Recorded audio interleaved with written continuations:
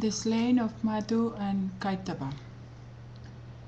Markandeya said to his disciple Krasustuki Bahuri, there was a king by the name of Surata who ruled the kingdom of Kola. He was a good king who protected his people and treated them as his sons. Some ministers of Kola plotted against King Surata and deposed him. Deprived of his kingdom, King Surata rode alone on horseback into a dense forest. There he came to the hermitage of sage Medas, where the sage's disciples enhanced the atmosphere of the place, and the wild animals looked mild, as if influenced by the tranquil vibrations that emanated from the hermitage. The sage received King Surata with due hospitality.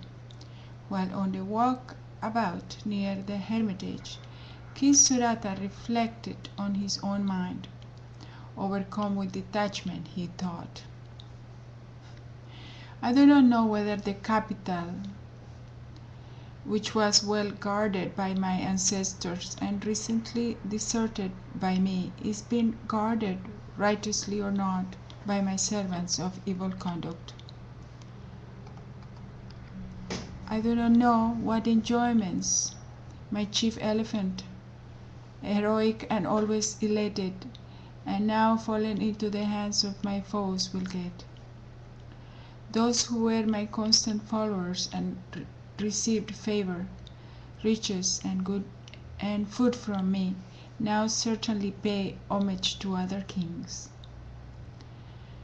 The treasures which I gathered with great care will be squandered by those constant spendthrifts who are addicted to improper expenditures.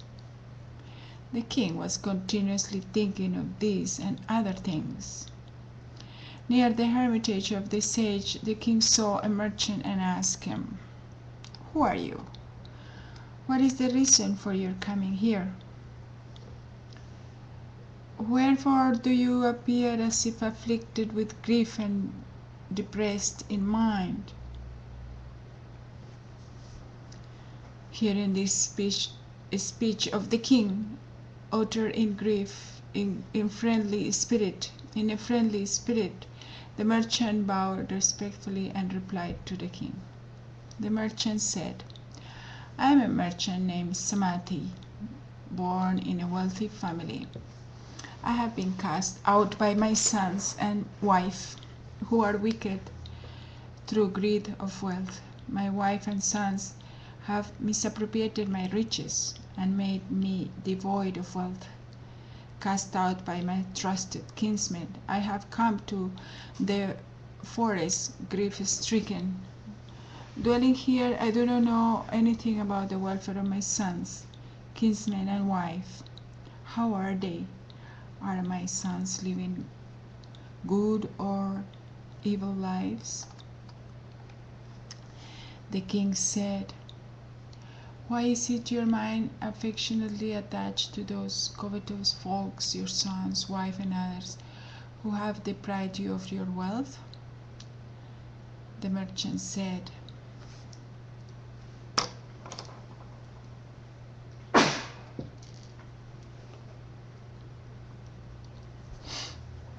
This very thought has occurred to me, just as you have uttered. What can I do? My mind does not live attachment. It bears deep affection to those very persons who have driven me out in their greed for wealth, abandoning love for a father and attachment to one's master and kinsman. I do not comprehend, although I know it. O noble-hearted king, how is it that the mind is prone to love over towards worthless kinsmen? On account of them, I have heavy sighs and feel dejected. What can I do, since my mind does not become hard towards those unloving ones? Markandeya said. Then the merchant Samadhi and the noble king Suratha together approached the sage Medhas, and after observing the etiquette worthy of him, and as was proper, they sat down and conversed with him. The king said, "Sir, I wish to ask you one thing. Be pleased to reply it. Without the control of my intellect, my mind is afflicted with sorrow. Though I have lost the kingdom like an ignorant man, though I know it, I have an attachment to all the paraphernalia of my kingdom. How is this, O best of sages? And this merchant has been disowned by his children, wife, and servants, and forsaken by his own people. Still he is inordinately affectionate towards them. Thus both he and I, drawn by attachment towards objects whose defects we do know, are exceedingly unhappy. How does this happen then, sir, that though we are aware of it, this delusion persists? This delusion besets me as well as him, blinded as we are in respect of discrimination." The Rishi said, "Sir, every being has the knowledge of objects perceivable by the senses. An object of sense reaches it in various ways. Some beings are blind by day, and others are blind by night. Some beings have equal sight both by day and night. Human beings are certainly endowed with knowledge, but they are not the only beings to be so endowed, for cattle, birds, animals, and other creatures also cognize objects of the senses. The knowledge that men have, birds and beasts too have it, and what they have men also possess, and the rest, like eating and sleeping, is common to both of them. Look at these birds which, though they possess knowledge and are themselves distressed by hunger, are yet, because of the delusion, engaged in feeding grains into the beaks of their young ones. See with what devotion they put the food grains into the beaks of the young ones. Men, O king, are full of desires. Human beings are, O tiger among men, attached to their children because of greed, expecting rewards in return. Do you not see this? Even so men are hurled into the whirlpool of attachment, the pit of delusion, through the power of Mahamaya, the great delusion, who makes the existence of the world possible. Marvel not at this. This Mahamaya is the Yoga Nidra of Vishnu, the Lord of the world. It is by her the world is deluded. Verily she, the Bhagavati, the Mahamaya, forcibly drawing the minds of even the wise, entangles them into delusion. She creates this entire universe, both moving and unmoving. It is she who, when propitious, becomes a boon giver to human beings for their final liberation. She is the supreme knowledge, the cause of final liberation, and eternal. She is the cause of the bondage of transmigration, and the sovereign over all lords." The king said, "Venerable sir, who is that Devi whom you call Mahamaya? How did she come into being, and what is her sphere of action, O sage? What constitutes her nature? What is her form?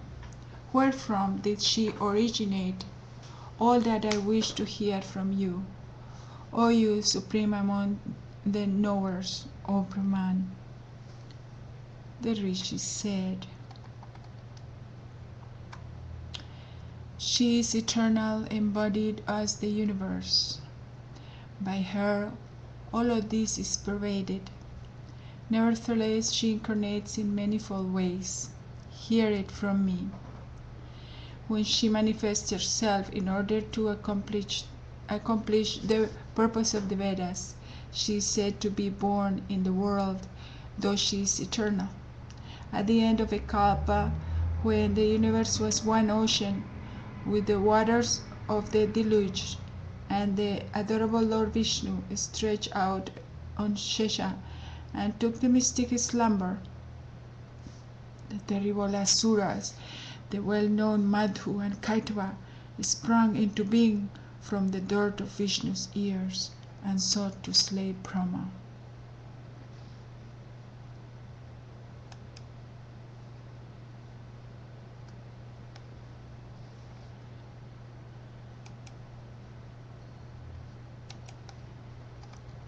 So,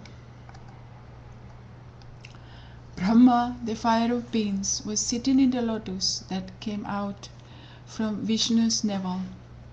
Seeing these two fierce Asuras and Janardhan Vishnu asleep, and with a view to awakening Hari Vishnu, Brahma, with concentrated mind, extolled Yoganidra, dwelling in Hari's eyes, appeared as sleep in the eyes of Vishnu. The resplendent Lord Brahma extolled the incomparable goddess of Vishnu, Yoganidra, the queen of cosmos, the supporter of all the worlds, the cause of the sustenance and dissolution alike, the sustenance and dissolution of the universe. Brahmaji said, "O great mother, you are Swaha, the energy of the Devas. You are Swadha, the energy of the Pitris. You are verily the Vasat, the emblem of sacrifice. You are the embodiment of Swara, Vedic accent. You are Sudha, the nectar. O eternal and imperishable one, you are the embodiment of the threefold mantra. You are Savitri and the supreme mother of the Devas. You are the goddess of good fortune, the ruler, modesty, intelligence, characterized by knowledge, bashfulness, nourishment, contentment, tranquility, and forbearance. Armed with sword, spear, club, discus, conch, the bow, arrows, slings, and iron mace, you are terrible, and at the same time you are pleasing,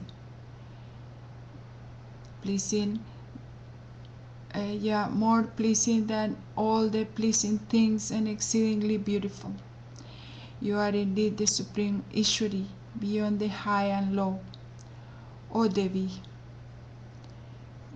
bewitch these two unassailable Asuras, Madhu and Kaitabha, with your superior powers. Let Vishnu, the master of the world, be quickly awakened from sleep and rouse up his nature to slay these two great Asuras."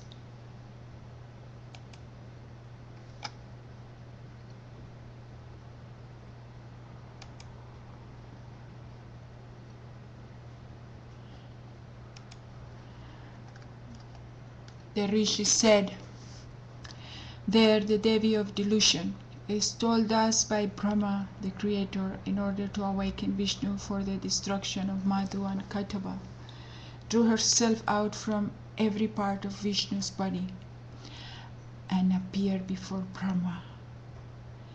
Janardhan Vishnu, Lord of the universe, rose up from his couch on the universal ocean and saw those two evil Asuras, Madhu and Kaitabha, of exceeding heroism and power, with eyes red in anger, endeavoring to devour